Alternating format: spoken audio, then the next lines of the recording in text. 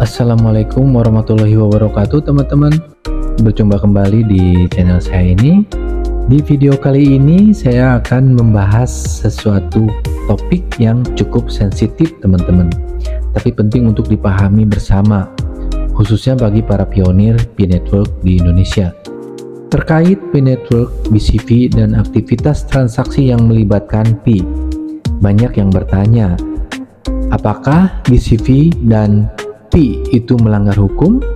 Mari kita bahas dengan kepala dingin, netral, dan berbasis aturan yang berlaku di Indonesia, teman-teman.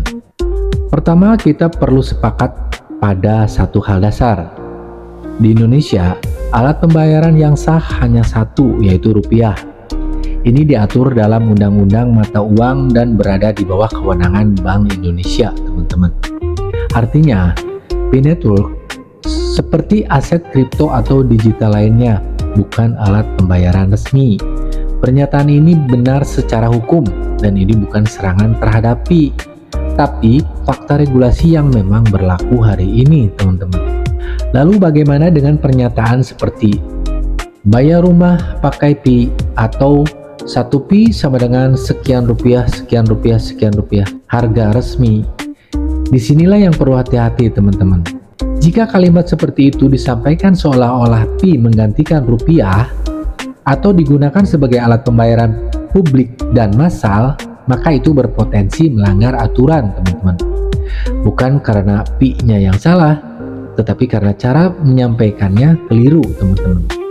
Sekarang pertanyaan pentingnya, apakah P sama sekali tidak boleh terlibat dalam transaksi? Jawabannya, tidak sesederhana itu, teman-teman. Dalam hukum perdata Indonesia, kesepakatan privat antar individu itu sah selama nilai transaksi tetap dinyatakan dalam rupiah, ada akta atau perjanjian yang sah, pajak dibayar dalam rupiah, dan dilaporkan sesuai aturan. Dalam konteks ini, P bisa diposisikan sebagai aset digital, objek barter, atau alat kompensasi nilai, bukan sebagai pengganti rupiah, teman-teman. Contoh kalimat yang aman secara hukum adalah transaksi ini bernilai 1 miliar rupiah berdasarkan kesepakatan para pihak, bukan harga rumah ini 1 P. Ini perbedaan kecil dalam kalimat, tapi besar dampaknya secara hukum, teman-teman. Lalu bagaimana dengan GCV?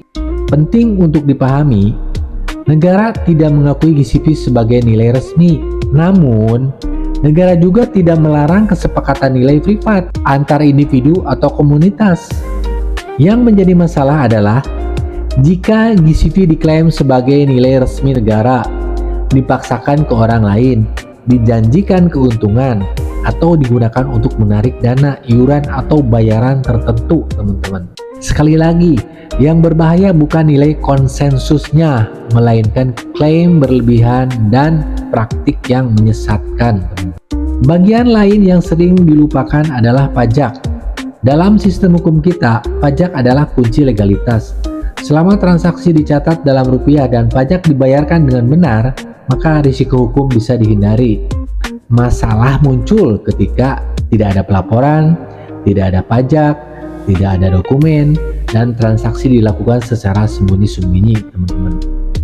Pesan penting juga ditujukan kepada admin komunitas, influencer, tokoh yang sering bicara soal P dan BCV.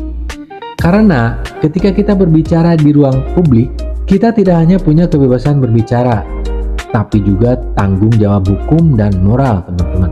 Edukasi itu penting, provokasi justru berbahaya. Sebagai penutup, satu kalimat penting yang perlu diingat bersama. P-Network bukan masalah.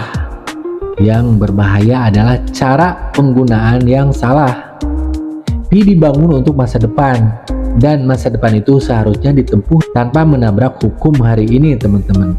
Jika video ini membantu memberikan sudut pandang yang lebih jernih, silakan like, subscribe, dan aktifkan lonceng notifikasi. Bagikan video ini ke komunitas Anda, bukan untuk menakut-nakuti, tetapi untuk membangun kesadaran dan diskusi yang lebih sehat. Karena pionir yang kuat bukan yang paling keras, tapi yang paling paham, taat aturan, dan bertanggung jawab. Terima kasih. Sampai jumpa di video berikutnya. Wassalamualaikum warahmatullahi wabarakatuh.